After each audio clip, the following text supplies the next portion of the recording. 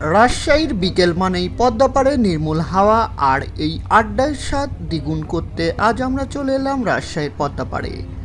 এখানেই পাওয়া যায় সেই ভাইরাল রোলার কোস্টার বা থাই রোল আইসক্রিম।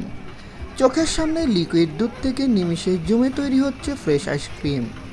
দেখুন কি দারুণ শৈল্পিক কায়দায় রোলগুলো তৈরি করা হচ্ছে।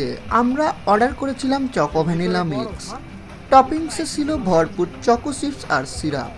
প্রথম চামচেই মুখে এক টুকরো প্রশান্তি। বাইরের গরম আর পদ্মাপাড়ের এই ঠান্ডা আইসক্রিম কম্বিনেশনটা জাস্ট জম্পেশ। রাজশাহী আসলে এই রোলার কোস্টার মিস করবেন না কিন্তু। চিড়িয়াখানার পিছে পদ্মার পাড় গেটে পাওয়া যায় এই মজার আইসক্রিম।